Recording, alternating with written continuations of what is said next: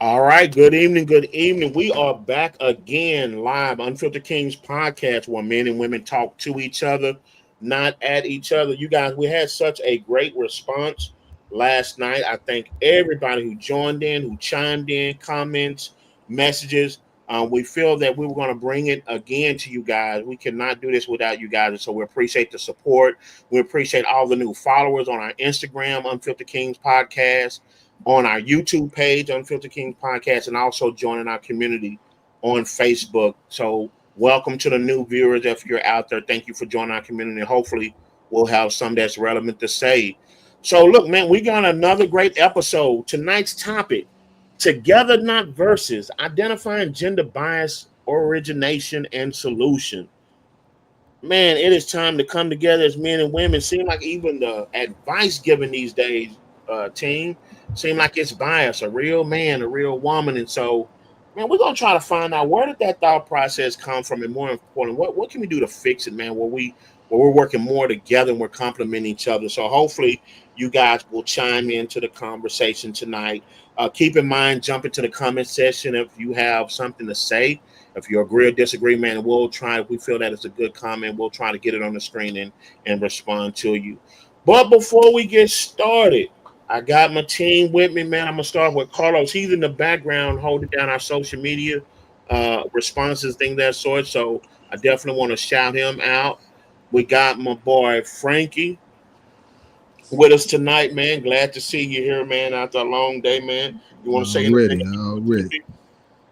You already know who it is, man. Your friendly neighborhood mailman, also Omega, man.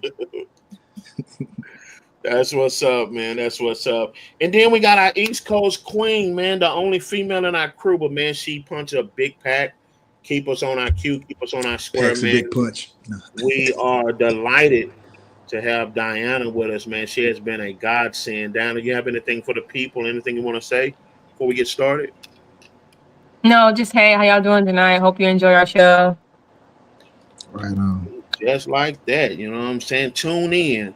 Look, make sure you guys follow, like, and share us on all social media platforms. Make sure you go on over there to YouTube. We're trying to get our followers up, and so, like I said, that really helps us out. So tonight's topic: together, not versus. Identifying gender bias. What is gender bias, man? What role does it play, man? Does it interfere how we talk to each other?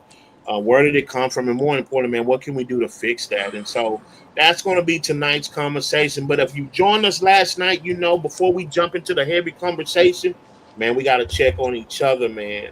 First and foremost, we have the family atmosphere around here. And so we have a section called the vent. I'm going to turn it over to Frankie, man. We're going to kind of do some check-ins and see where we're at before we dive into this thing. So, Frankie, go ahead and do what you do, brother. Right on, right on. Appreciate you. What it do, UKP family? You already know what time it is. Take a deep breath in. Take a Woosah. deep breath out. It's time for the vent. You know how it is. Come to us, baby, with your worst, your best, whatever it is, in between, all around. Get it off your chest. Without further ado, oh, wait, we got a scale. Forgot about that. You always know. 1 being the shittiest to 10 being the great. Now we gonna kick it off. Jay, how was your day? Vent to the people. Man, just like that. You know what, man? I think this was a 9. This was a 9 day. I Oh, shared it right in the on. group me, man. I had a really solid day, none to complain there. Um, but even though with my son being in college, you know, we still try to have those father-son relation conversations while still letting him grow. And long story short, man, uh, I told him how much we're proud of him, and he responded back. He needed to hear how much he's loved. Yeah, you Um, gotta always hear that affirmation, man. and that touched me, you know, to be a young black man, to recognize just hearing it, not even fully understanding it, right? But Yeah, normalizing black men in hearing from another black man that I love you. And so that touched me, man. That took my day my day up to a 9. And like I told him, he'll never have to worry about going a day. for the rest of his life. I'm trying to get emotional now. He'll never have to worry about a day going without hearing that. Even though I tell him every day, it'll be even more intentional. So with him being 21, getting ready to be 22, to be comfortable in having that conversation and allowing a man to tell him he love him, that was huge for me. So that put me on a 9, man. Right on, right on. Beautiful, man. Beautiful, beautiful. Princess Diana, what's up? How was your day? Vent to the people. Hey, I'm at like an 8, and I'm gonna tell you why. So yeah, I Right know I on. told y'all I was on my TV cleanse. Yeah, yeah. Mm-hmm. So that ended today. And I was on Hulu Okay. randomly, Right and on. I'm a huge sci-fi person, so Alien, the trilogy has always been like my thing. So I Yes. Already, see Alien already. Romulus is on there now. Oh, that's the new one, right? So I was super excited, and I started rewatching Aliens from like the beginning. And Right. like before I knew it, like 1979, my yeah. day was like gone. I was like, dang, like I'm Hey, like really that's into how it be, but this. that's a Like good thing. That's a good thing. exactly. So I was Yeah. like, oh, okay. So I literally spent pretty much the majority of my day Yeah. catching up on that. Watch. And I went to the movies and I saw Gladiator 2. Okay. Okay. Mm. Amazing movie. Denzel definitely played the mess out of his part. Loved it Right As from on. always. Right beginning on. Right to on. end. So Okay. y'all gotta go see Gladiator 2. It hit Good Right. stuff. theaters today, tonight. Good Amazing. stuff. Yeah. So good. I So forgot the new Aliens did come out, and I'm glad you told yeah. me. I'm It's glad. on Yeah. Hulu now, so you can watch it on Hulu. Alien Yeah. Romulus is on Hulu. So I'm gonna tune in once I finish my Alien, like watching all the older ones first. Yeah. Okay. Ripley. Um, Yeah. but yes, so yes, Shout I'm out to Okay. good. Sigourney. Shout out to Sigourney Weaver. What's Sigourney Weaver? Yeah, Yes, yeah, yeah. yes, the Ripley. original Yeah, OG. yeah. Okay. Word Okay. on. Right on. Okay, so it's up to me. Let me vent. I'm in between, it was a chill day. Not too bad. I say I put me I calmly at a 6. It's a calm day. Mail was light. Hmm. Got in, got out of work, went to the store, spent $200 that quick. Don't Woo. know how, but hey, I'm still chill. I'm still chill. Uh, Finna get ready for Thanksgiving. Got to go back to the store. Probably tomorrow or Saturday. I still got to get a turkey and all that other stuff. All the good stuff to get ready for Thursday. So, you know, yeah, nothing too bad. Nothing too bad. In Okay. between, right in the middle. But Like that. that concludes our event session. Like I always say, it's better out than in, baby. Better out than in. Whether it's the worst thing that happened, whether it's the best thing that happened, or like me, in between. You can't just hold that stuff in, man. You got to get it out. Always talk to somebody. Like I say, your barber, your dentist, your doctor, your best friend, your worst enemy, your mama, your daddy. You got to always vent. Back to you, Jay. Appreciate it, man. I keep saying this. Like I said, it's one of my favorite parts, man. Try this, man. A lot of time, like I say, we get so busy, we don't really check the pulse of how we're feeling, how people feeling, and then that emotion get mixed in the topic we talking about, and before you know, we'll make things worse. So I'm glad we was able to check in, and for the most part, sound like everybody had a pretty much decent day. Um, but man, look, we're excited about jumping to this topic tonight, man, and we're just going to Yeah. jump into it together, not versus identifying gender bias, where it originated at, and what's the solution.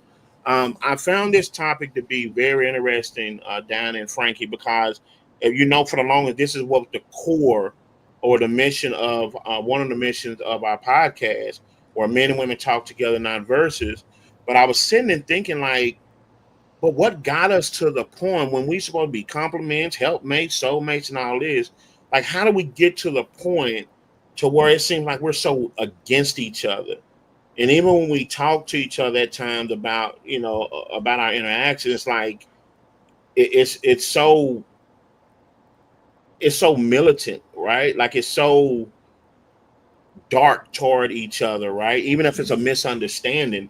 And so I started thinking about like, well, where did that come from? Was that a learned behavior, taught behavior? And more important, like, how do we fix that, right? How do we fix the fact that if there is something wrong with my significant other, that me just being a male is not in the way of me communicating with, and vice versa, right? Yeah. And so I was looking at this video, and shouts out to Diana for dropping it in our group me. And Dr. Umar, I'm pretty sure our audience is familiar with him. He made an interesting observation. Now, there are some things that Dr. Umar talks about that sometimes I'm like, okay, it's a little stretch, but I think he was spot on with this. I think a lot of times, and y'all correct me if I'm wrong, when it comes to who did the damage first, we usually start within ourselves, right? So, like, if I'm in a Mm-hmm. relationship with a woman, it's easy to look at what the woman done wrong, or if the woman's gonna look at what the man does wrong. But mom, does it go deeper than that? What if it was something that was already there that automatically makes me see that woman like some damage in my past? And so what Dr. Umar did, he went back to even slavery. And I know a lot of time people look in 2024, we over slavery and all that, but I'm like, just hear me out.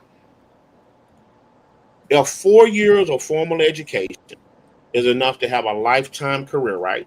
Let's call even 4 to 8 years, right? Let's say if you get your master's. If 4 to 8 years is enough to have a lifetime career, slavery was over 400 years. So if something was impactful to us as a people over 400 years, why wouldn't it not still be impacting us today? So that's the foundation I kind of want to lay this on. And like I said, feel free to jump in, you guys, wherever you're here. So what Dr. Umar was talking about in this video, he was saying that for the longest, and the concepts of this apply to all men and women, but I'm speaking specifically about our culture as Black people. For the most part, women were always left alone to do the work of the family unit. So you think about, there was not too many marriages or what have you. The male was just to come in, impregnate her, and for the most part, them kids was kept until they were actually nursed and they were sold, right? So you think about all that trauma that the woman had to go through, right? So she had to learn how to do it on her own. This is what Dr. Umar was saying. So by the time a male does come in and want to help, there's a little apprehension there, right? Right. I had to take care of these kids. Now, again, you're not thinking in the guise of slavery, and I think that's the mistake we make. We look at slavery as this small thing, trying to put yourself in the mindset, even if you can, that this was a way of life to them. They didn't know anything else, right? And so that separation of, you're over here operating on your own, because now guess what? A woman has to be mama, have to play daddy, and then guess what? She got to take care of master's kids too. And all in all, there was no emotional attachment. There was no talking, no conversation. So what happened when a man come around and he finally wants to do the right thing, or even when they got their freedom and they could be together as a family? You kind of see where I'm going with that? There's already a division built in. Mm-hmm. And how often do we have problems in our relationship where we don't even know it, and we don't live with it for years, and when it finally manifests itself, no one knows how it actually started, right? And so I just thought that that was a good analysis, if you will. It was one of the good starting points of how summertime we blame ourselves, but we forget that we have a history. And I believe in generational curses.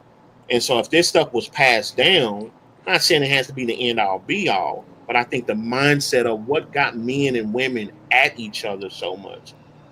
Even when you look online, even quote unquote good information and advice is given from a gender standpoint, right? A real man would never. A woman would. A woman should. If we're so against each other, how do we come together, right? So I thought that was one good starting point. What I want to do now is kind of peer into you guys' mind, because a lot of time when we say this word gender bias, like, what does that mean? Where does that word come from?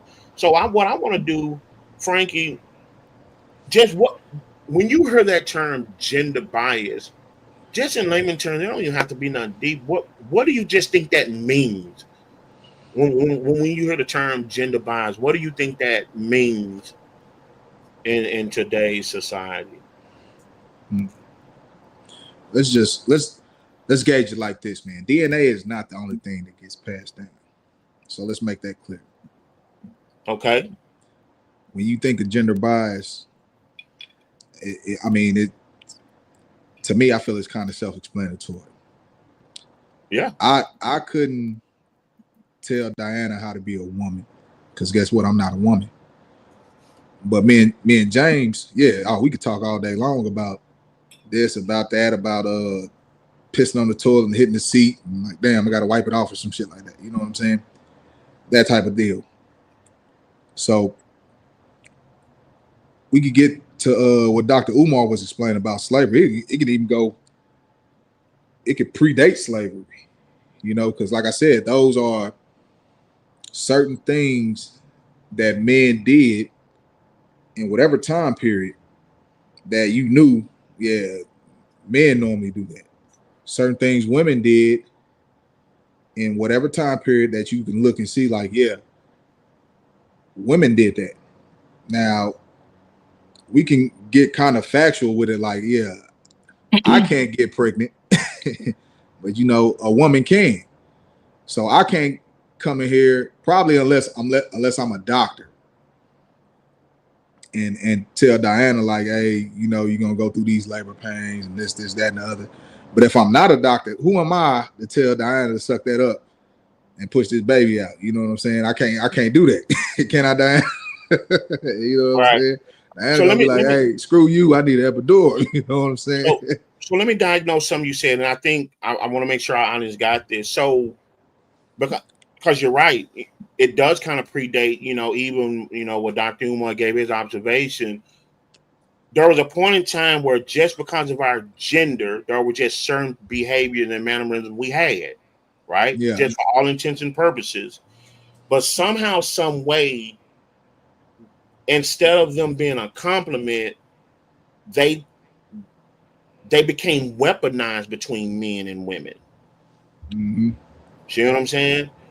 Um, we can talk about gender roles and things of that sort, but I'm just talking about just typically what a man is and what a woman is, where there was that compliment at.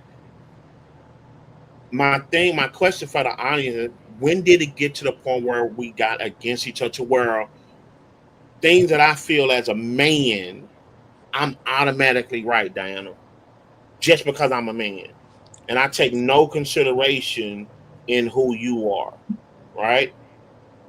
So for example, like a lot of men, we just talked about this, Dan. A lot of men think, well, I'm a leader and I'm the man of the house, so listen to me, right? Just paying to honor what gender bias is.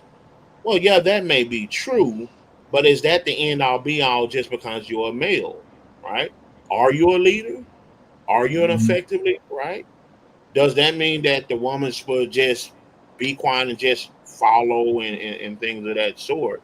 And so to me, when it comes to that gender bias, it's two parts to that. There's nothing wrong with operating in your actual gender because I believe that's supposed to complement each other. But what about the bias? What's the danger of that actual bias, that biasness, to where because I'm this gender, it lessens you or it mutes you, right? And Yeah. that's why I want the audience to understand when it in the context of gender bias, it's not knocking the gender, right? And I Right. would even say this even in a homosexual community. It's not necessarily about the gender because, like Frankie said, everyone has their characteristics and their ways, right, and their mannerisms.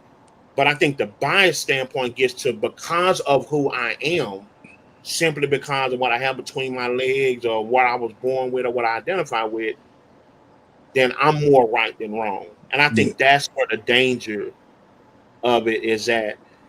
You brought up a good point, Frank, and I want to bring that up. But what I want to do is see if Diana has anything to kind of expound on that part of the danger. And in this case, we're talking about men who are operating in their gender bias. What do you think as a woman? What do you feel and or think is some of the backlash that you as women feel from that gender bias? For example, I come in, I'm the leader, do as I say, I'm good at this, and I make all the money. Could you paint the picture a little bit for the audience on that other side? Like, what potential or what damage do you think that does uh, to females? Yes. So when we talk about the dynamic of someone's mentality when they say, "Oh, I'm a leader," listen to me, I make all the money, X, Y, and Z. So a lot of times, when people, a leader is not going to come in the room and say, "I'm a leader," right? Most people who are leaders, they lead, right? Men are essentially doers. So as a man and as a doer, then you're just gonna do. So a lot of times when a woman hears her partner saying things along the lines of, "Oh, I'm a leader, you just got to do what I say," some people will conform to that, right? Depending on uh, the scenario, and then some people won't conform to it. They might be a little bit more hesitant to speak on, essentially how it makes them feel, because a lot of times when somebody comes off in that way, I think a lot of women shrink, right? They kind of feel small, misunderstood, not seen, not heard, which is to a couple of the most important things for a woman, and essentially is to feel seen, is to feel heard and understood. So in a dynamic as such where the man is coming down with a knife hand and he's automatically ripping her of her voice, right? Or ripping her of the opportunity to have an opinion and kind of assist him. I do think that the dangerous part of that is for her to become a shell of a person, Mm-hmm. and then she no longer wants to kind of be seen. She just kind of falters back, and however the ship goes is just how the ship goes. Women are meant to be the man's helpmate, so if she's unable to help him, a lot of times she'll just pull back, and then when the ship crashes, the first thing that person is going to do, the man who says that he's he knows what it is in X, Y, and Z, he's going to blame her, and then now again, she's just getting smaller and smaller, as the time frame goes along until she doesn't speak. Wow. But Frank, I think that was powerful what we just heard. And I'm gonna ask you, Yeah. and, and I'm gonna leave the topic right here for a minute because I want to give context to what Dinah is saying. As a man, how do you feel when you feel you're not seen, you're not heard? Just that when you feel not seen or not heard, or you have no value, just as a man, how do you feel? Man, it could lead you into a depression, man. Like, uh, just makes you feel inadequate. You know what I'm saying? Because those are the traits or said traits that's been passed down generation to generation. Like, hey, you have to be this. Like Diana says, she's sci-fi. It's like what Yoda says: "Do or don't. There is no try." You Mm-hmm. know what I'm Right. saying? So I gotta do this, and Mm-hmm. if I can't do this, then damn, what good am I? There you You go. know? That was the key.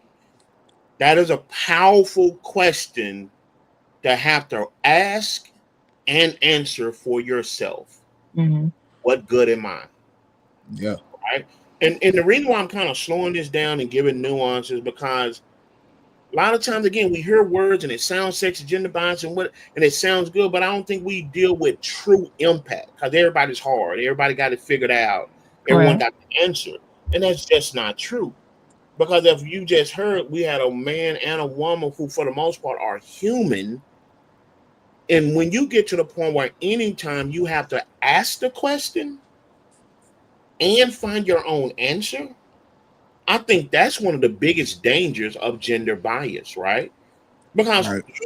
one of the benefits of being in a relationship is that your mate validates you.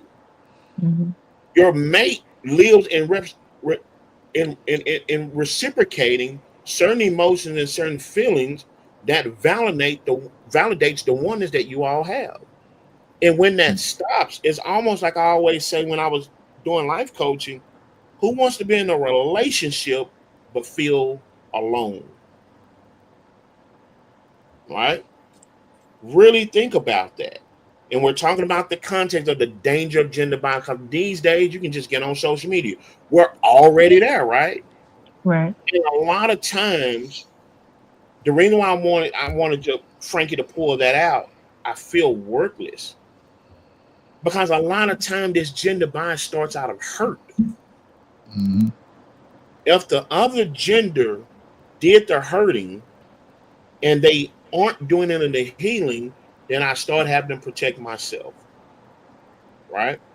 So imagine, just for context, I hit you with my car, break your leg, drive over you. You have to get up, hold your leg together, and go to the hospital. That's not for you to do your own healing, right? As a matter of fact, you're going to do more damage than actual good, right? Right. You're the one that's actually hurt. If anything, I'm supposed to be responsible who caused the hurt to get out and help and assist, calling things of that sort. A lot of time we realize the damage done physically, but what about the damage done emotionally, done mentally? And I think that's something that we as men have to think about when we hear women say, the Bible says women are weaker vessels. And a lot of times, even as men, we equate that to strength. That's not necessarily just the case, right? Weaker vessel in the fact that there should be a protective spirit, not necessarily from danger, but also danger that may come from us by damaging their emotions. And so if you now we're hearing a woman who says, I feel like I'm not being seen. Contrast that to what usually most women would like to be adorned, to be seen, to be celebrated, right? Think about that harsh contrast as being that just because of your gender. And now, because you're in this relationship, it's almost like Frank said, you cannot be yourself. You can't explore what it is to feel, in this case, what your femininity is supposed to be about. One of the foundational pieces of your femininity. And on the opposite end, the bias show toward men, like Frankie said, we want to feel validated. We want to feel wanted. But as we talked about the last one, gender bias. If you don't have a pocket full of money, you don't have it going on, if you don't have all the answers, you're not a real man. Wow. Then what am I living every day for? Then what is this thing I'm living in? Right? Frankie, you brought up an interesting point when we were doing our debriefing, how you talked about that gender bias not only can cause us to retract from each other, but you made an interesting observation where sometimes it can make us compete against Mm-hmm. each other, right? Yeah. Or let me Most deaf. prove my work. Could you kind of briefly kind of get into that for the audience for how we can retreat, but how that competition to prove who we are can also be within each other. Yeah. All this stuff ends up coming like full circle. The the origin of gender bias, where it start, this, that, and the other. Uh, and we could equate that circle to also the word change. It's one thing about change is like you can't rush it, but guess what?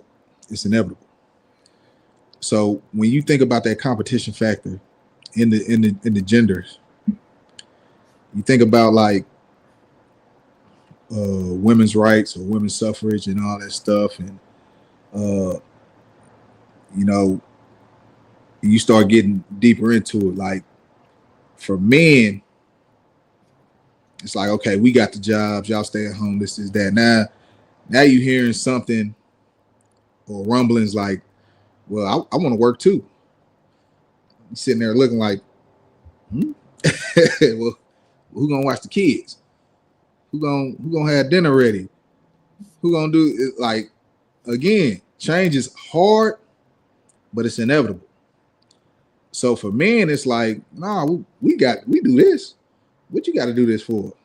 And you shouldn't think of it like that. You should think of it more like, okay, ask, like, why do you feel like you want to work? Well, I just don't want to sit at home and do this. I feel like I have more to offer and this, that, and the other. And now let's bring it into modern age. Now that we have women's rights, it's still kind of hard because look what happened. I don't want to dig deep into politics, but look what just happened recently. You know, and even with Hillary, not even just Kamala. It's hard trying to see a woman. For a man, it's hard trying to see that a woman in that role. So we still have a long way to go. You know what I'm saying? With that gender bias, because it's like I don't feel she can be an adequate leader. Yeah, and that's just a male thought process. But it digs deep into that with the competition, because guess what? They can be CEOs, they can be leaders, they can do this. And the hard thing about it is this is what men used to do, and it's like I joke with my wife sometimes about, like, you know, I like to wear a whole bunch of graphic tees and hoodies. And I like, man, you go to the men's section, women taking up all the stuff. She was like, y'all got better t-shirts than this. I was like, well, shit, that's the men's section. You know, but it's kind of that thing, like, yeah, I'm mad, but I also understand. And I was able to ask her, and she was able to give me that answer. Like, man, y'all got better graphic tees than what we got. We got kitties and this and that. You know, y'all got doper, like y'all got this Ice Cube, and y'all got Biggie, and y'all got, you know, cartoons and stuff like that. We ain't got that in the women's. I was like, well, y'all need to start making like that. But I mean, that's what it is. You feel like, hey, like you invaded. When we look at the women, you invading our territory, but is it really our territory? And that's the big question. That's what I want to explore. You said something where even when you talk about all those things, the sad reality of it is, you know, when we say women's rights, I know we coin that in our society, but they're human rights, right? So yeah, people should be able to work when they want to, but it goes to show, to your point, that another dynamic of the dangers of gender bias, because we're really not competing with women. There's a false impression that we're competing with them, right? Because times in our society, we have been shown that women show up and supersede men in certain sectors.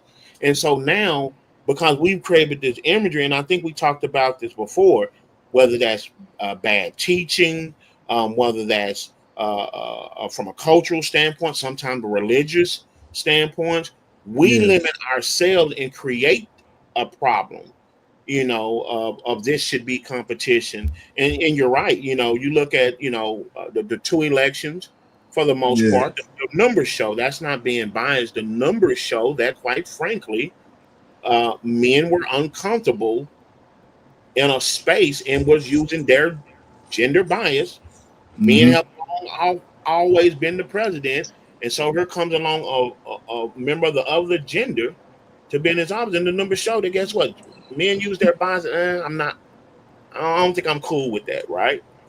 And so we see the dangers of this all around us, but a lot of times, just like a lot of things in life, Dana, we don't see the danger till it knocks on our door, right? All those things, like what Frankie just said, they've been in our society, right? But a lot of times, depending on what gender you are, we can turn our heads to it. And it's like I said earlier in our debriefing, Black women have always been a double minority.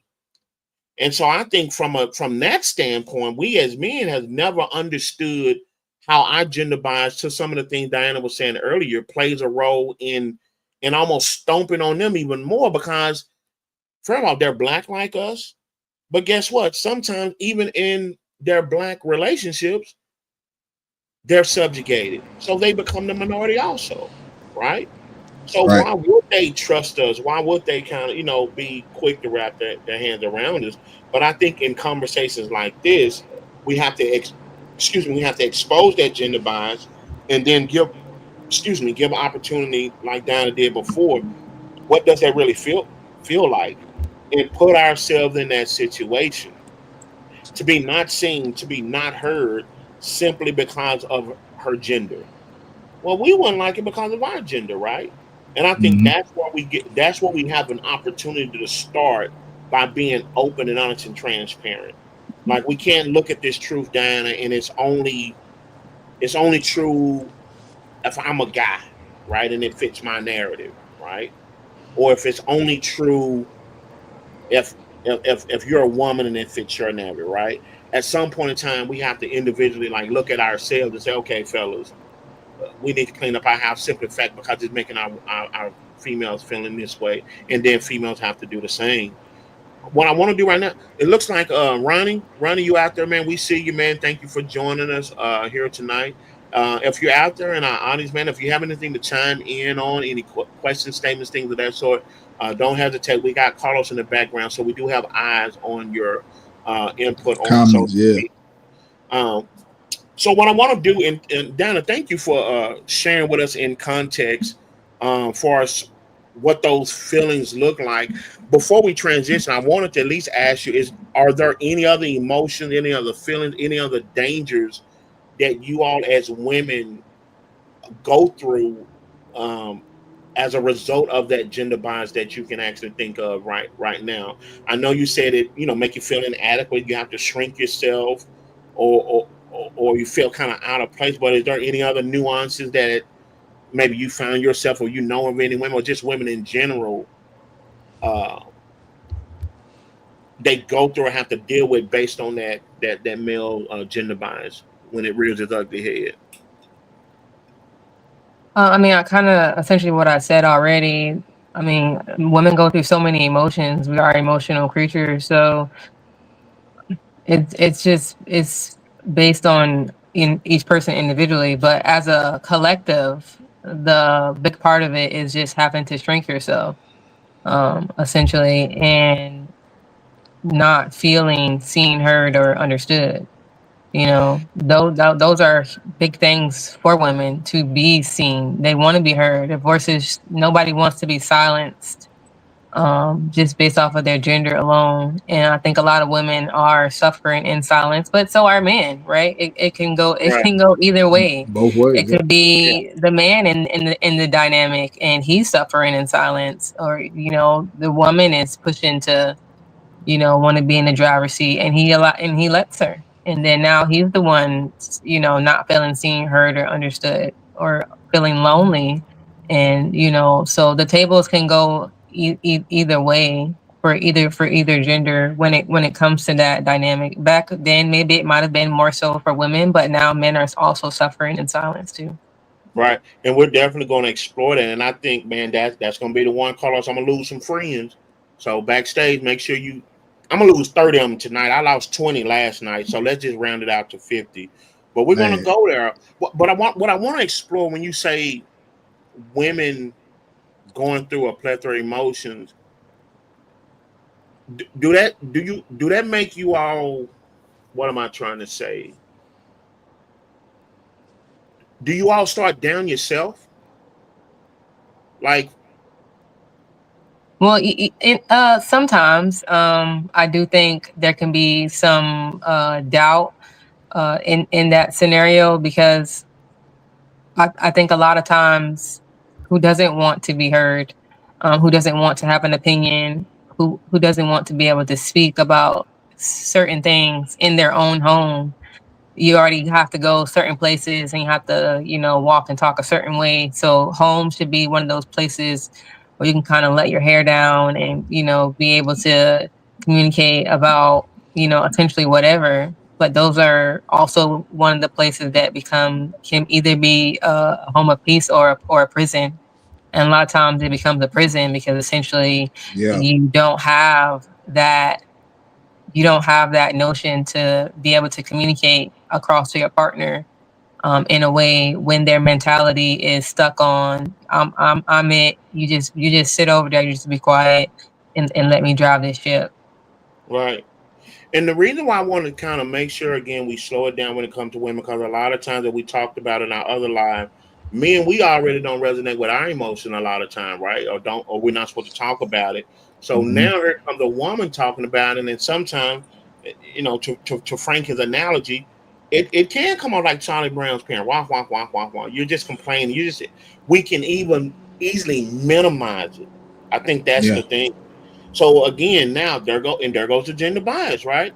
Mm-hmm. I've already dismissed you based on your gender and put my Right. gender over you. I've already done that. But now the trauma that comes from it, I minimize that. Yeah. Fellas, are you getting this? That's why it's so important that we understand ourselves. Remember Mm-hmm. emotional intelligence. You have to understand self first. You're not doing it for your mate. You're not doing it for the kids. You're not doing it. You have to do it for yourself first. And I want to make sure that we get this as an audience, how that is a layered nuance that women are actually going through. First, I'm already minimized. And then when I try to explain myself, I'm made even smaller by being dismissive. Right. And so why is that important? Well, a lot of time, men, we like to document the reactions, and I want to kill this notion. So let me go here right quick.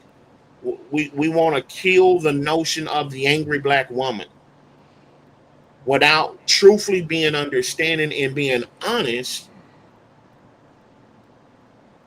There is a cause and a reaction for everything. And I think a lot of time when I hear that term, even though I think there is some legitimacy there, and that's a conversation for another day, what are we doing as men to drive women to the point where they have to, again, while in the relationship, they got to sort out their emotions. And then when they try to sort out their emotions, they're being told for the most part they don't want to be heard. I don't want to hear your emotions, or you tripping or something wrong. Well, what do you think any human being gonna do? It's like the old adage say, you push a cat in the corner, what that cat gonna do? They're gonna come out, Come on, right? swing. So we have, Scratch it. what I'm saying, we have to approach this thing. I think that's one of the dangers of gender bias. It doesn't get us to even think about the other gender. But sometimes we got to be understanding and give some grace that if we're playing a role in that, and it doesn't even have to be intentional, right? I think that's the easy part. When someone just being intentionally ugly, but sometimes unintentionally. Again, I haven't dealt with my emotions, Dana, so I don't even realize that I'm not dealing with yours. No, that's our responsibility. We talked about that last night. It is my responsibility to identify what I don't know so I can eventually learn what I do know. Right. So I Right. wanted to make sure that our male audience caught that. It's so easy to be dismissive, and I really don't even like that term within itself. But that's a conversation for another day. The angry black woman, because I just think in a lot of those instances, again, you know me. Don't look at them through Z. The effect. Go back to A. She didn't get in that. You didn't get in that relationship with that woman just like that, right? She didn't just start out being that way. There had to be some things that was done and considered over a period of time, uh, Diana said, and even when I asked Frankie, who would like to feel that way, not heard, not seen, being dismissed Mm-hmm. all the time? To Frankie, like the question Frankie said, then what is my purpose? And of none else tonight, hang on to that question.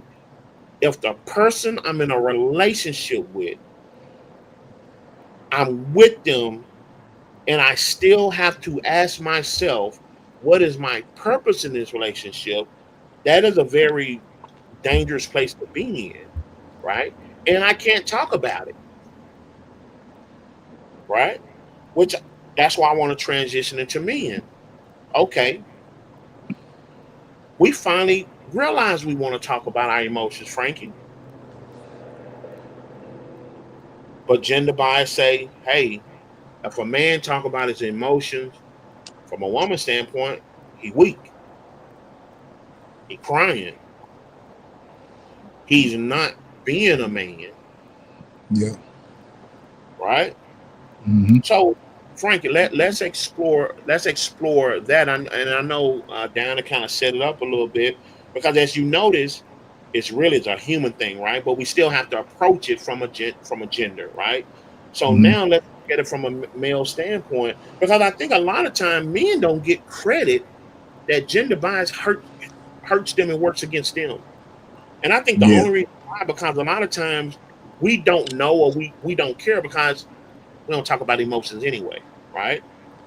But Right. there's a lot of damage, like Diana said, and it goes back to the point. Okay, again, Frankie, um, and I think you and I we talked about this on several occasions. But if you can kind of just put into context um, the idea of the gender bias that women sometimes place on certain men, if you don't have, you're not a real man, and don't be. How does that make men feel, right? Just in Mm-hmm. general, like if your value is based on what you have in your pockets, if that is your value, how do you think that make a man feel just in general? Yeah. Uh, Diana brought up the key thing, which is the household. It's a lot of inequalities that go down in the household. And as we state through numerous podcasts, this is where your children are seeing firsthand reactions between men and women. And this will shape their relationships. We always talk about this. The inequalities that are in the household is could be a if both parents are there, a daddy the breadwinner. Modern times, hey, yeah, both parents work, but daddy bring more money. Let me go. Hey, daddy, I need this, I need that, I need this, I need that. Uh, or even with the kids, like me, I have 7 kids, so it's always one thinking I'm doing for the other, or the other think I'm doing for the other. You know what I'm saying? These are all inequalities that start off in the household. So as a man in that household, and from what you perceived and seen from your parents, that's where you get that inadequacy. Because guess what? If you're not doing, or you feel you're not up to par with your father or your grandfather, then that's where the stress will come in. And if you have your significant other has been raised to believe that, hey, you got to be the provider. Why I'm not living like this? Why I don't get a Gucci bag every day? Or why can't I go shopping and max out the credit card and don't worry about it and do, or why do I have to work? What everybody hates Chris. Rochelle's favorite line was, I ain't gotta worry about this. Every time she got it, I ain't gotta worry about this. My husband got 3 jobs and she quits. You know what I'm saying? These Frank, are the stresses. You know what I'm saying? Go ahead, Jay. let me expound on it because you said something that was profound, and I want to make sure we carry our audience with her because I think there is it's oxymoronic. And again, now we transition and talk about how the gender bias, how females gender bias can affect men in a negative way. We're asked to be providers and leaders and all these things, but what's not realized, if you're creating a culture or a mentality, whether in a family setting or a relationship setting, that is counterproductive to that, then how effective would I be as a leader? You see that Right. there? Yeah. If if if this behavior is being modeled, I'm supposed to, and again, we just use the example like you did. Let's just say children are in the picture. How effective of a father will I Am I? be Yeah. Mm-hmm. if they see that my value only comes into material things, right? Not in my validity, not in my self being. And we even talked about the other night. Now, if there's a boy there, the boy now starts learning. this is what a male's responsibility. So Yeah. do we see? I want to make sure I even see this. The danger of some as simple as the gender bias. Now, again, go back and revisit this. I'm gonna say something. This fake news that we see on social media that we call as advice for men and women. Ladies and gentlemen, you're speaking out of your hurt and pain. I'm gonna be honest. Go heal. Because if we're perpetuating this gender bias, a real man, a real woman, and what you really mean to say, this man did this to you. This man should have done that. This woman done this to me, or this woman could have done this better. Then that's a separate conversation. But I think subconsciously to speak, and sometimes I find myself correcting people like, well, you know what I mean. No, I don't. Don't flatter yourself and give yourself that credit.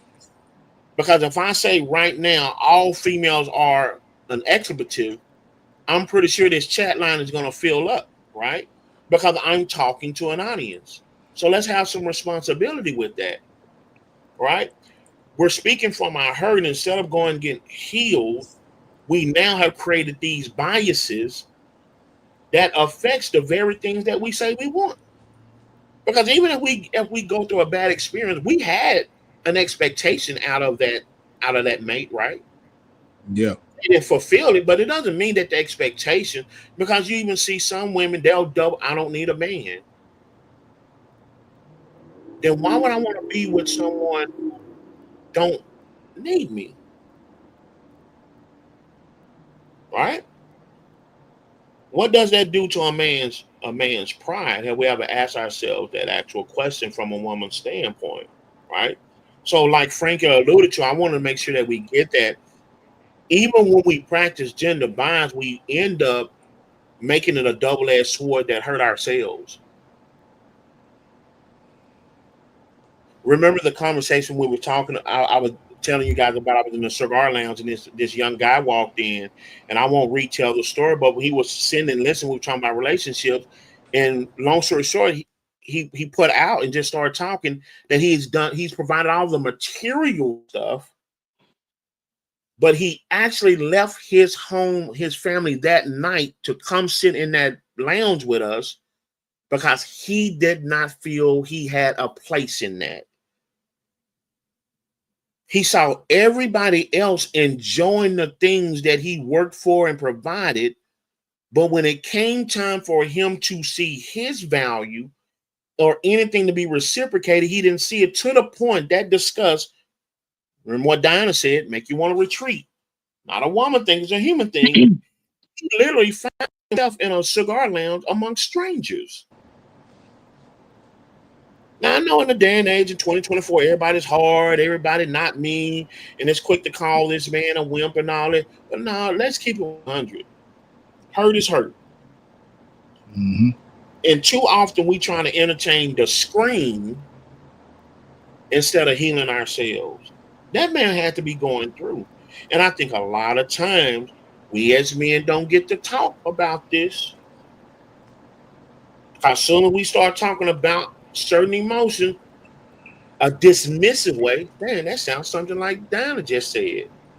We're dismissed, you're being weak, quit complaining, you're a man, right? Even Right. like this obligation that a man is supposed to automatically spend money on you. Do you automatically spend money on everything that you want, Diana? Point blank period, like all day, every day. Do you said do I automatically spend money on things that I want? It, in other words, if you see it, you're gonna get it right then and there at all costs, 24/7. When you get your check, if you see it, you want it. No, I think you got responsibilities, right? Right. That's a human thing. So what is the audacity that where did we get to where that is a man's responsibility? I don't get that, ladies. You can say that's an expectation. That's Right. fair. Like an opinion, right? That, hey, my opinion about writing. I love writing. Frank is not a writer. He's okay to not like writing. You can say it's expectation, but to put that pressure on a man that is synonymous to him being a male, Like Frankie said, here's what we don't want to talk about. And I was trying to pull that video up, Diana, that you sent earlier. Mhm. I can't find it at the moment, but I'm gonna speak it out. And this is what I'm Carlos. This is why I'm gonna lose 30 friends right here. Men want to feel the same support, the same comfort, and the same security that women feel. You know why? Because it is not a gender thing, it is a human thing. Donna, you want to have a roof over your head. Guess what? I do too, because it makes me feel safe when the elements are out there. Donna, you want to have food in your stomach because guess what? You don't want to go hungry. Well, guess what? James also does. Also. And so a lot of time we shift the narrative, right? And we get into, like I said again, these gender wars till we fight against each other because what it does, it excuses the responsibility and or priority, right? Your child is not going to respect you if you only want them to do everything they tell you to do and there is no reciprocation there. There is no acknowledgement. Do it because you're my child. Do it because I said so. Some of us have been through that. And look how dangerous that mentality has been in just growing up, right? So how do we bring that concept in a relationship and justify that it makes sense? If you were taking care of yourself beforehand, why does that stop when you're in a relationship with a man? And to me, this is why I feel that it hurts me. And you, Dan, you can chime in on it if you have anything. Doesn't that take away from your glory as a woman? Because how will you be able to differentiate if he's doing it genuinely with true feelings and emotion, or does it even matter these days? Or he just doing it just to kind of like we said the other day, just be quiet, or just because you're a budget. I'm just gonna budget and just treat you like a transaction. There's no feeling, no, there's no emotion. That's just what you want to make you be quiet, to make you happy. Do women even care whether it's genuine or not anymore? So, I won't say that they don't care that if it's genuine or not anymore. I just think that up until where we are now in the world, it's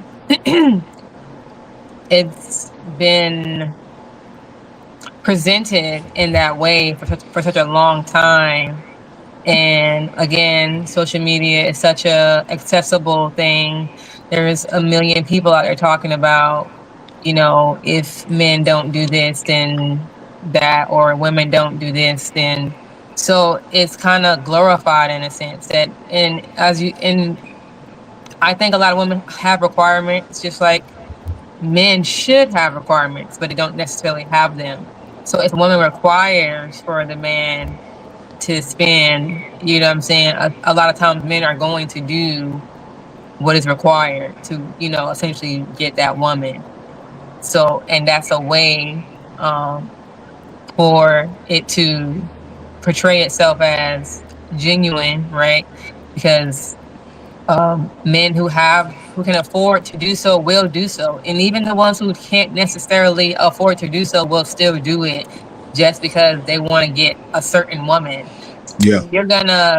if you're going to portray yourself in that way, you know, at every turn, every woman you're approaching, then I don't think there's any other way for a woman to look at it if that's all that's being portrayed.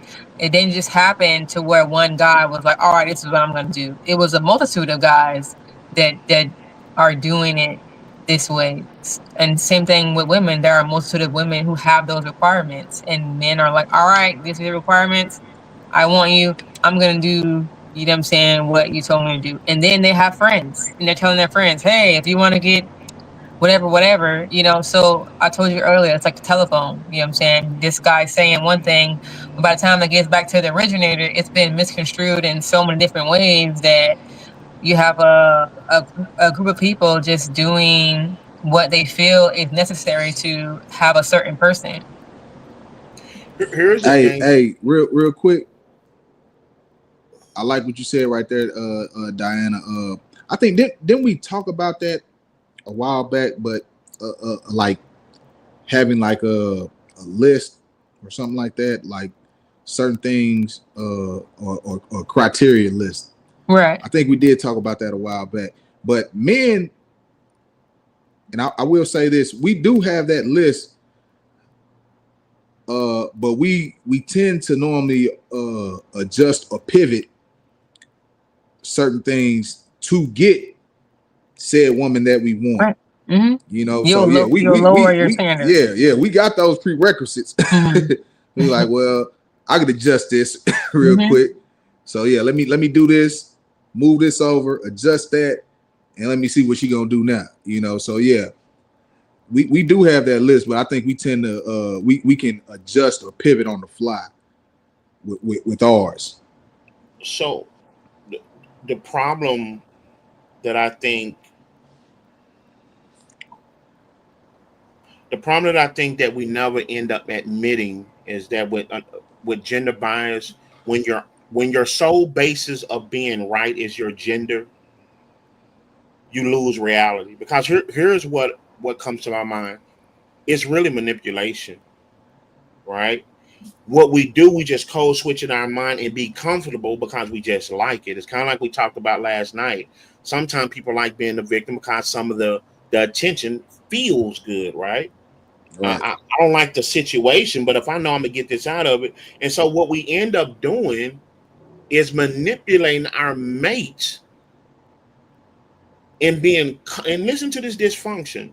We manipulate our mate to do the things that we want, and we find happiness in it by confusing them with, are they just simply doing it genuinely, and I'm simply happy.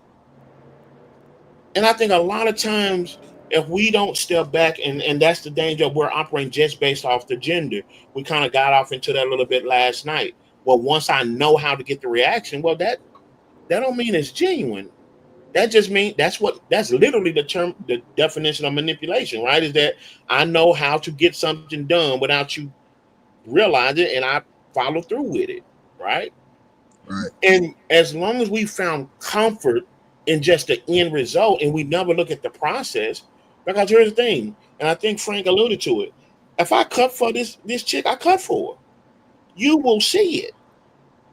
You know, again, we got to put them terms that we just use loosely, like love, infatuation, them words that have meaning, and we just kind of bring them down to that strong, bubbly emotion.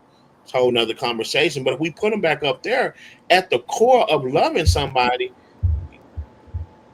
you will go out your way, not necessarily just to, oh, I'm gonna bring you everything you want, but you're going to be able to tell this person is really checking for me, right? And so the genuine reciprocation, caused each other to get on that level, right? And that's how you operate on a higher level. You don't have to challenge the person's gender, or quite frankly, let's just be honest. And I saw a video addressing this. Let's just talk about the elephant in the room. So I'm a bad guy if I don't have it. So is she a bad woman just because she don't please me sexually? Like, listen to some of the concepts that we're saying. Let's walk all the way into it, right? And we're talking about basing it just straight on gender, right? We don't look at the intention, right? If she, with these gender roles, well, if she can't cook, she's not a real woman. The fact that she tried, she can't learn. We don't go there, right? We automatic just because of the gender. If she's a woman, she's supposed to cook. I'm a male and I love cooking. A woman with me probably would never have to cook unless it was an option. And I tell them I cook everything. That don't bother me as a male. I get hungry. That's why I do that. So again, what I'm getting at, Dan and Frankie, a lot of times, even in operating these gender biases, limit us to watch this. We got to tell ourselves what we want to hear. Right? Oh, a Birkin bag? Oh, you love me. We got to tell ourselves that. And it is hard to decipher, and that's why some of the fear of protecting ourselves, because how do I differentiate if that's genuine or not? or do I automatically make it genuine because I just like the product? How do I differentiate if I really have a male that loves me, or do I only admit that a man loves me if he's doing these things for me? No disrespect, ladies. There have been plenty of men who've done all these things and were a-holes. Was the worst thing for you. So we have to think, what is the influence? Right? That's what I'm getting at. If the influence is just off these gender biases and what we think comes with it, like Franklin was talking about, this checklist. You made the checklist. You ever been to the doctor thinking you know what's wrong with you, and when you get there to the doctor, it's completely different? Different, yeah. That's the bias. We don't look at that in our limited knowledge. We could have took some medicine that took us out or what have you, but because we like to protect ourselves and we want to control the narrative, we want to manipulate the situation to get an outcome that we like. Even when we have a profession or someone who knows how to do it. And I'm going back to, there are some men out here that maybe they don't start off having your checklist, but like we said last night, your personality and some of your knowledge can help the two become one to get there. But if we're throwing people away because a man doesn't have this, I think that's an actual gender bias because there's no validity in the fact that, wait a minute, from a man's purview, I want to just simply operate and just do from my heart anyway. Yeah. If I really love you, right? Right. I also want to recognize that if I fail in a situation or if I end up in a situation, can you reciprocate the same thing that I've done for you? In other words, is there a togetherness? Is there a oneness, or is it conditional? If I get cancer, can we downsize and live off of your income? Or is the love over because I'm not a real man anymore because I can't get any income? If a woman has to have a procedure to where she can perform sexually, if she's not a woman anymore, does that give me carte blanche to go out and let me cheat on one? Because look, you're not a real woman. Like, and I know this may sound like I'm being oversaturated, but what I'm saying, just from a concept standpoint, this is what gender bias does. It only sees the value in people based on their gender, and usually the only person she values is the gender that you are. So by the time it gets to the point where Diana and I have to sit down and talk, and like Frankie said, let me learn the opposite gender, we're fighting each other, we're adding each other. Diana, I've never been a female. So as much as you try to get me to see it and validate it from that standpoint, I've I've never been that, and quite frankly, the same way, right? And so as we can see on both sides, man, let's start understanding what gender bias is. Even like I said, when we think we're helping, we're thinking we're giving good advice. There is no advice when you really think about this that's predominantly based on gender. Do people right? Is that a male or female thing? Don't cheat on a person. Is that a male or female thing? Support each other. Is that a male or female thing? A lot of time we use our gender bias to hide the help that we need to get from being hurt. Yeah. That's the point that I'm getting at. We have Hey, so much, kind of like Donna said in the beginning. After a while, you push me back and push me back, and you shrink me and you shrink me and you shrink me. That is going to have an effect on the next relationship she's in with a male, right? Hmm.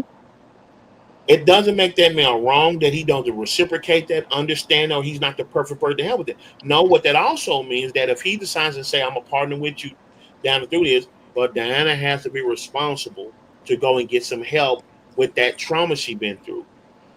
Males, just because that woman treats us bad, that woman cheated on us, or they one of these gold diggers out here, I'm gonna call it like it is, because I think there's a difference between a woman who just want good things and have shown herself to be a helpmate, and I think that comes automatically with any real man versus those who have this expectation just because their body look a certain way. So I'm just gonna say it what it is.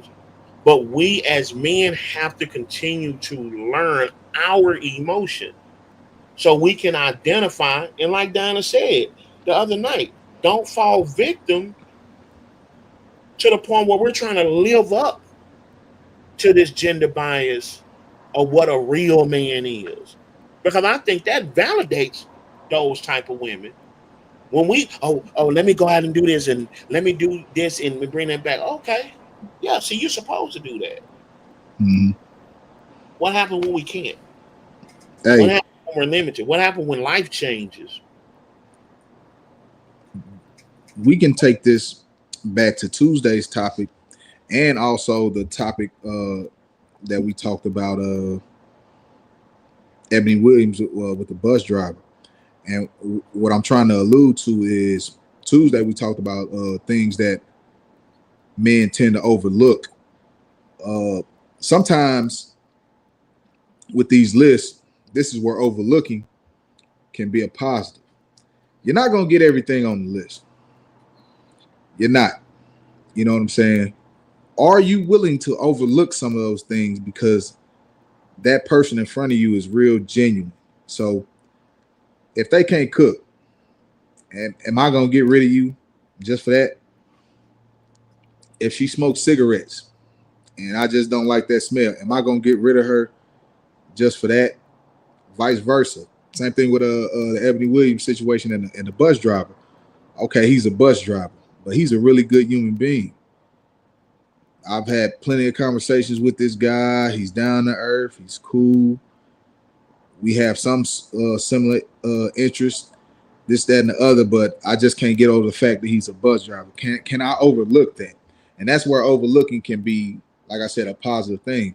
Sometimes, if you tend to overlook that one thing, you'll be in you'll probably end up being in a great relationship with a great guy or a great woman. You know what I'm saying? And if you don't overlook it, and that's the end all be all, because I got to get all 10 things on my list checked off, then hey, you just passed up on a potential great guy or woman. And these were those gender biases tie into those that Tuesday episode and the episode we did on Ebony Williams and the bus driver. This is where gender bias hurts that person, said gender, because we can't do those necessary overlooking or adapt to those situations, and we tend to pass up on great, decent human beings. And frankly, what I was going to say, you're right. There are some things we should overlook because if that's just an imperfection or a deficit, it is what it is, right? We're all imperfect. But then I That's would right. also say, which I think is a bonding opportunity. What all do we accept? Because trust me, your mate is accepting something that you think is so normal, but guess what? They see the greater good. And that's why I said I believe in the 80-20. If the 80 is good enough that I can't find anywhere else, I'll learn how to deal and adapt with that 20. That 20% is just everybody's regular imperfection. There's no perfect people. But if you can present that 80 to a male in a way that I cannot get this 80, I can get it the same, but I can't get it the same way, he'll find a way to deal with that 20. And I think that's a healthier that should be a healthier approach, especially when you're knowing from the get-go that you're getting in a relationship with an imperfect person. At the end of the day, the biggest danger I think that comes out of gender bias, Frankie and Diana, is that it usually allows us to overcompensate our word in what we do and undercompensate our significant other. It makes all the things that I'm doing and all the things I'm saying important simply because of my gender, right? That's like we talked about last night. Usually, what women's go to is the sex, the control, right? That's that end all be all. That for the most part, I can get a reaction, I can get a response out of that. But the value in, and I love what you said, Frankie. Let's get back to the old school. Do I have a good person, right? Before I Mm-hmm. worry about do I have a person that can uh, satisfy me sexually or can do all these things or can buy me all these things or can do all these other things, you better make sure do you just have a good person. And I think that's the problem with the manipulation, that learned behavior. If I know you want to, if I and let me buy into this gender bias, and then later on down the line when life happens, oh crap, you realize you never had a good person, or you had a good person that was too good of a good person. In other words, they're always right because I know I'm doing what's right. There's no room to grow. Because who says what you want in the first 5 years, you want 10 years? Who said what you want year one to be something what you want year two? Mm-hmm. Right? So at some point in time, we have to wake up and realize, are we using just something that we were born with as the catalyst to try to create a relationship? Or Yeah. is there nuance? Are we learning? Are we overlooking? Are we adapting? Are we making considerations? Kind of like Diana was saying, if anyone feel like they're shrinking, what am I doing to make sure that they are heard, that they are seen? You can't do these things because if I see Diana just as a woman, guess what? And I'm operating from a male standpoint, I will never see the damage that is being done to her. Right? Right. Let me check here. Carlos said, thank you, man. Again, I know you're in the background holding down. I wanted to make sure that we didn't have any questions or anything from the actual audience. And remember, man, the topic, together, not versus, identifying gender bias or origination and the solutions.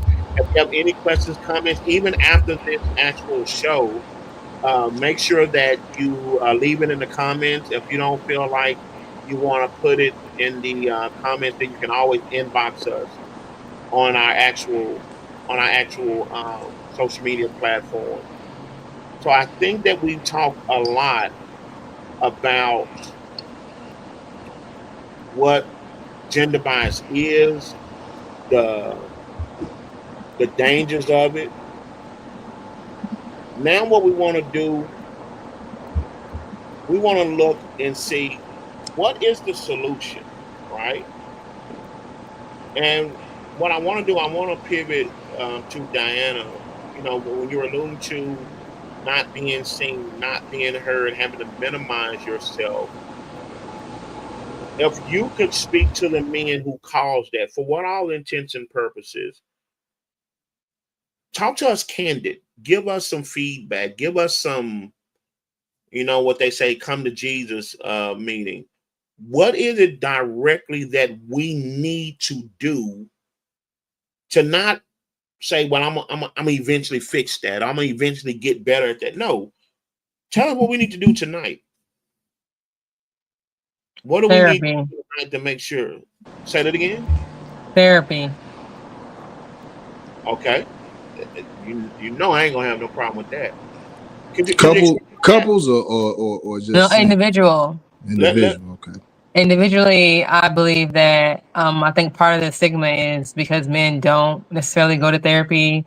They have the mentality of, oh, I don't need nobody to tell me. I know what I'm doing and blah, blah, blah, blah, blah. So I believe that if they actually went to therapy and got some insight from a professional on what exactly they may or may not be battling, I think part of fixing that is in that realm in itself. For the Okay. for the for the first part, because I mean, at the end of the day, a woman can tell a man all day how he can get better and what are some ways forward. But we all know that a lot of time that falls on deaf ears, because it's not like women are not already saying those things. It's not like they're already not telling the man essentially where they may need help or assistance, or what's bothering them, or if they're also in their communicating that.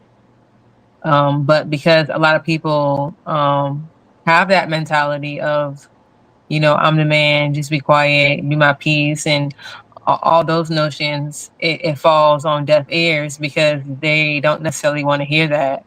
They don't want another person telling them where they're messing up at, or where they lack, regardless of how the woman says it to them. She could say it in the nicest way possible. Um, I mean, essentially how I'm talking to you right now, and it'll still be looked at as they're on the defense because something else is broken in them, and I don't need there's help. not Yeah. much that the woman can do to fix that, because part of knowing part of fixing that is the man himself knowing that he's broken and that he essentially needs to change certain things. And I think a lot of times men do know that they're broken. They do know that there are certain things they need to change. They just don't want to change them. So what do? They change the person. Yeah, I think that's an excellent place to start because I think the audacity of thinking I can fix a relationship before I fix myself, Right. it goes directly back into the gender bias, right? It's a faulty assumption that I have knowledge that's not there. Because what else would we need the counseling for, right? And I think a lot of time we as men now, again, we talked about men being pushed in that role and we got to have all the answers, but we cannot believe that lie, man.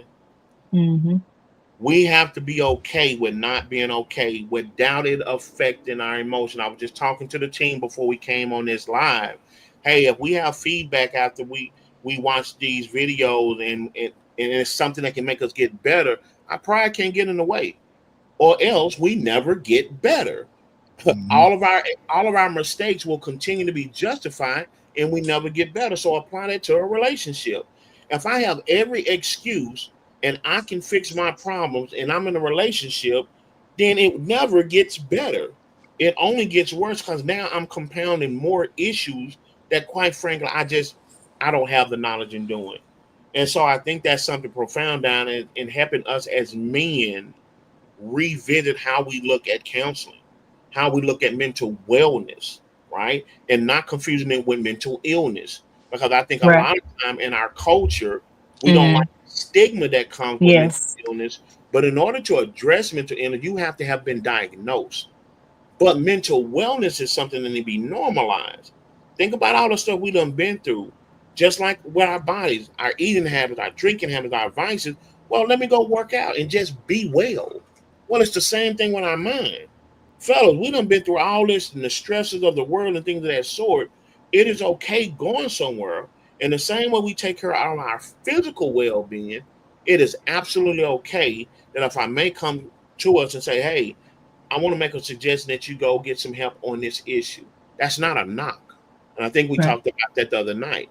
No, that's someone loving you enough to say, hey, Mm-hmm. step out of your gender bias. It is a human thing. If your body breaks down, you go to see a professional, you go to the doctor. If something is wrong with your mind, your thought process, et cetera, go see a professional, right? And once you heal, now you can bring that newfound knowledge back to the relationship. Right. A lot of time, I think men and our gender bias, we want those accolades, we want that respect, we want that submissiveness simply because I'm a man. And watch this, because I've learned how to do some of the things that the world says a man should do. Fellas, Mm. that's not enough. That's not enough. Then that doctor going in there and doing 80% of what a doctor's supposed to do on the surgery, and that other 20%, we'll figure it out. No, wait a minute. Let me get up off this table. It is Yeah. none wrong with going back from time to time and getting that counseling. And something you said also, Dana, the couples counseling don't go before the individual counseling. Right. It Because doesn't. what can we work on when I'm damaged? Mm-hmm. And I What and can I and I yeah, think too, a lot of times people think that um the couples therapy should be the only option. But again, I think that individual is just as important Self. Yeah. because it gives you, as each individual person, a different outlook to where either one of you could be kind of looking at your relationship in the wrong light. So individually, just as important as couples, but I do believe that individually should 100% come first. Work on yourself and then work on yourselves together. right. I love that feedback, fellas. I hope that we're paying attention. I hope we've been able to see some self-reflection before we move on to our side. That we have to look in ourselves. As I'm hoping we're seeing now that this gender bias that we pride ourselves on, that sometimes we don't even question, right? Because I've been a male as long as I've known I've been a male, so I know I'm right, right? I hope it's making us slow down. I hope we're hearing, and this is just one lady, but I'm hoping we're hearing enough on the other side that if this was someone I cared about, if this was my significant, hell, if this was my sister, my mother, my aunt, so on and so forth, and they're feeling some of the things that Diana said tonight, if that don't move us just to go get help, period, I don't know what else will. And quite frankly, Mhm. I would challenge, how can you love yourself and love that person if now knowing that they feel this way and What about you? Yeah. your only response, I'm a guy, right?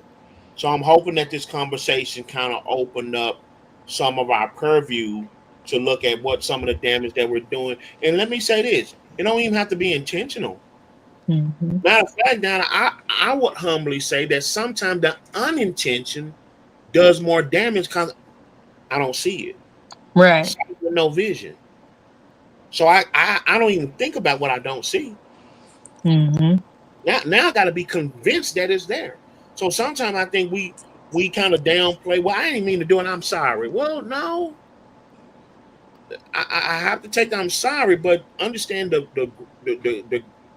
grandos that's in there, because if you didn't see it, odds are you're going to do it again, and it comes natural, right? And if I continue to have to point it out, and I say this all, I used to tell couples I used to counsel all the time. If your mate has to continue to be the person to point it out, you're going to eventually make them the bad guy. Mhm. You're going to eventually make him or the bad guy for simply not holding your own self accountable. And it's just on a matter of time that you're going to turn that beautiful person that's trying to support you into someone like Frankie said, now you're ready to throw away. I want to turn our attention now, man, before we get up out of here, Frankie. We've talked about our responsibility to females, and I know we've kind of talked about some things that females do to us. So, if you could talk to females, what would you say would be the solution, or what would you want to tell them in regards to the gender bias that they use to allow us to be? And I want us to speak like direct. I know we don't have a female here that we're talking to, but what would you tell a female to help us as men to be able to be a better version of ourselves? Now that we've identified the dangers of their gender bias, a real man is not this. You have to have this to be a real man. What would you say would be the solution that you would give to them to stop that gender bias? As I always state, uh, it's not a sprint; it's a marathon. Have patience with us, as well as we should have patience with you, with uh, with the ladies. Uh, for guys, man, we deal with social stigmas, the gender role of or the tradition of manhood and all these things that tells us we don't need that help or matter of fact, just go talk to your best friend or and even with the vent session, I say this, talk to somebody. But sometimes, like Diana said, you have to realize that you're broken beyond repair, and sometimes the barber is not going to be the guy to give you the best advice. Your homeboy can't help you out that situation that you are in. You have to go sit down on that couch and talk to that therapist. And as Jay always alludes to, don't weaponize it against us. If you know this thing about us, or this one thing that's hurting us or hindering us to help our relationship go forward, don't weaponize it against us. Be patient enough. I think Diana said it like the shoulder or or the shoulder to lean on as the woman. Yeah, be that, and but still, I know it's kind of hard, but still be re- repetitive with it. Like, hey, go talk to somebody. Hey, go talk to somebody. Hey, go talk to somebody. Whether you and I do this to my kids. I said, man, this uh, I'm a joke with you about it. I'm gonna be real with you about it. I'm gonna try all types of approaches, but if it's the same message that I'm doing, something needs to click. That, hey, okay, he might have joked with me about it. He might have been serious with me about it, but he's saying the same thing. So guess what? I need to figure this out and and focus on this and get and fix myself with this situation. Right. Uh, the patience, man. Like I said, it's a marathon. I I can't explain it further than that, but it's a marathon, and Yeah. it's just dealing with that. And how as a woman, are you willing to deal with this and be patient enough with us to make this thing move forward and move forward healthily? Yeah, and Frankie, man, let me take you off the hook right there. Yeah, there are times where things are nuanced and you need that outside help. But to your point, some of this stuff is it's really simple, man. It's what do I make up my mind that I want to do, right? And that's why I says the danger of is the value truly in the person or is the value in what the person can do for you, right? Sometimes those things can be misconstrued. What I want to do before we close out tonight, and again, I thank you guys for sticking in here with us. Together, not versus identifying gender biases, origination, and more importantly, what are some solutions? Um, I want to show this video, but I want to give some context. You would think, and I'm gonna brag about on one of my podcasters, one of our teammates. You would think one of us as a man brought this to our attention, but in all due respect, the clip that I'm about to show you actually was introduced by Diana. And the reason why I say that is because the video itself is powerful because it's a man speaking from a male's vulnerability that oftentimes men don't get to say this in society, right? Because if so, we're automatically going to be dismissed. But I do think it says something also for Diana to introduce this as a woman to us as men. And quite frankly, to me, it was very refreshing because it's one of those things where I felt like it was almost a reaching across the aisle, and we don't get the experiences in gender bias. But when that opposite gender can reach across the aisle and you don't have to say it because I took the time to understand it for you, I think that's where the beginning of understanding is.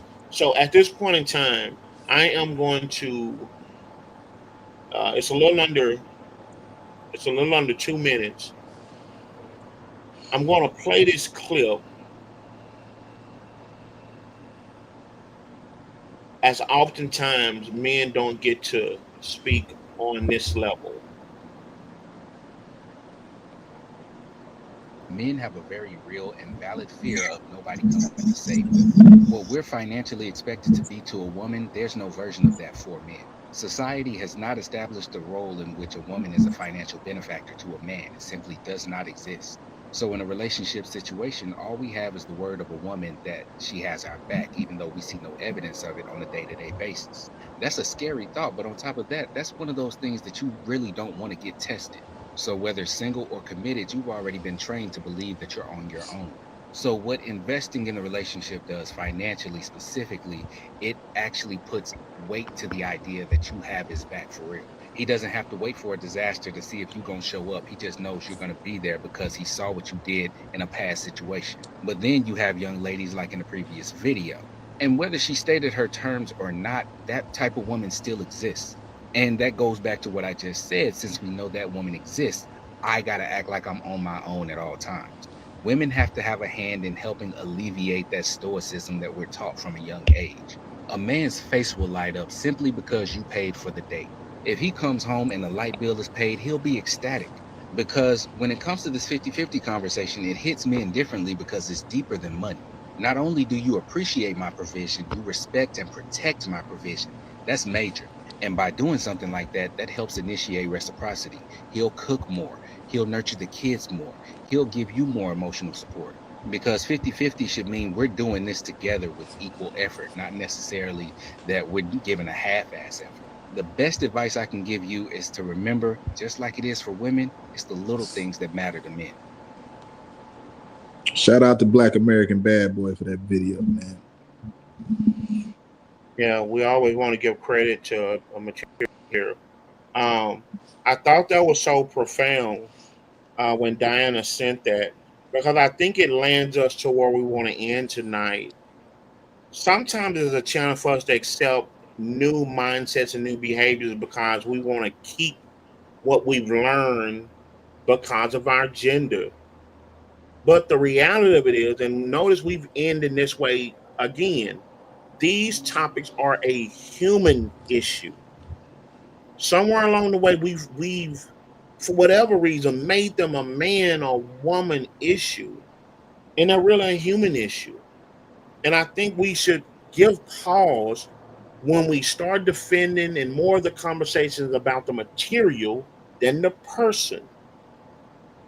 When it's more about the material, the things, the expectation, all this, what about the person? Have you learned the person? Have you accepted the person?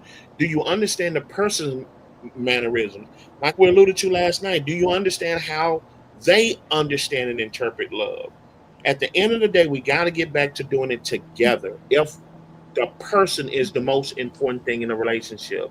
If not, as we can see, there's a lot of justifiable ways. Are material things important? Yes. Do they have their place in relationship? They absolutely do. But they should never take priority over the person.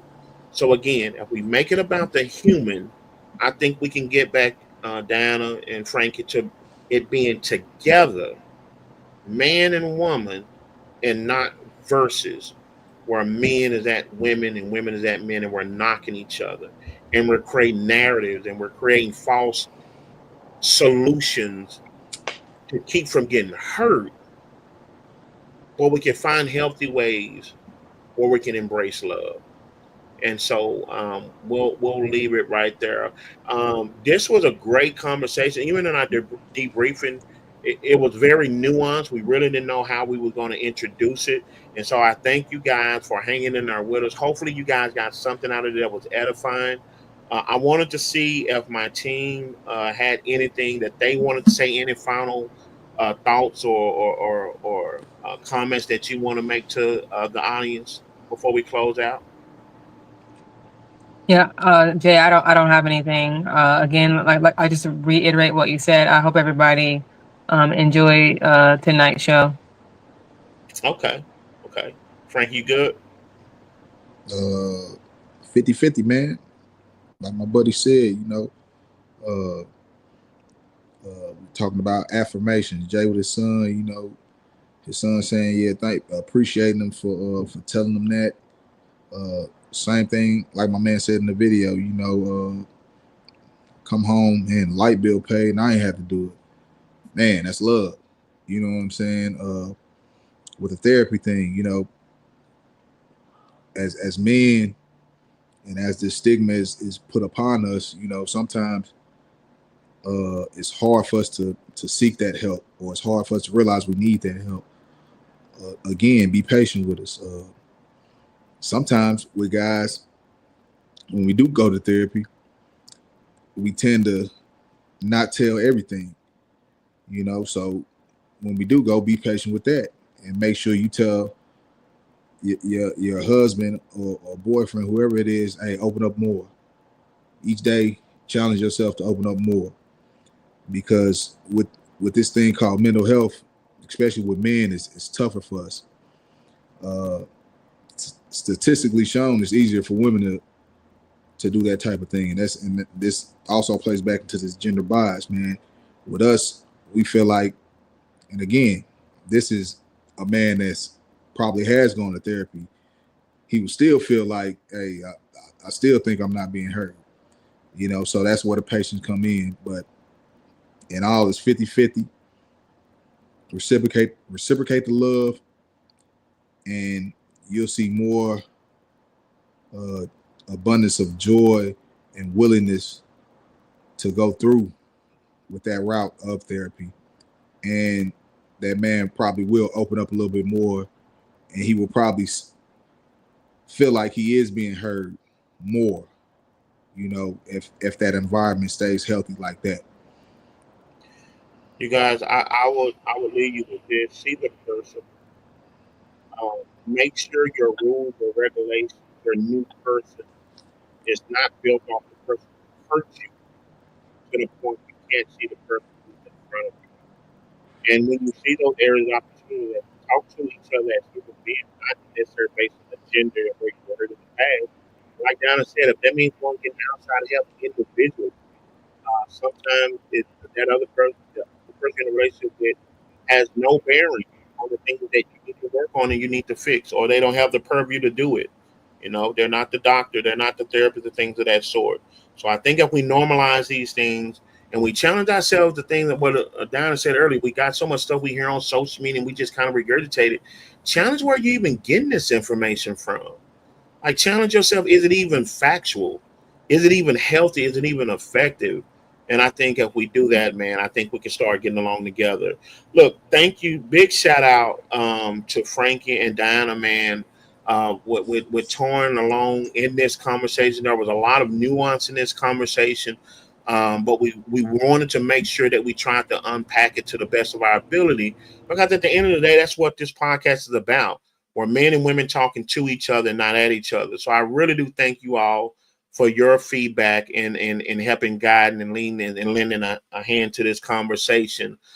This has been another episode of Unfiltered Kings podcast. Remember, you can find us on Facebook, you can find us on YouTube, you can find us on TikTok and also on Instagram. And keep in mind that the podcast, from an audio standpoint, Podbean app, you can find it in your cell phone store. Download the Podbean app, and you can also download search for Unfiltered King podcast. Make sure on all these platforms that you're liking, that you're share, and following, subscribe. and you're sharing. It helps us out so much. It allows us to keep doing what we're doing, and quite frankly, allows us to get better. With that being said and done, thank you all for who tuned in tonight and chimed in. Keep the conversation going even after this episode and recording is over. If you have some questions, like I said again, that you feel that you want one-on-one, you can always drop it in our inbox. It's definitely confidential. And if you want to join the conversation or conversation you want us to talk about, reach out to us. We'll probably find a way where you can come on to the show. But with that being said, and again, Carlos, thank you in the background for owning the real estate for our social media responses. But again, this is on the podcast. We thank you guys for sharing and talking along with us. Until again, we'll catch you on the next episode. You guys take care. Peace.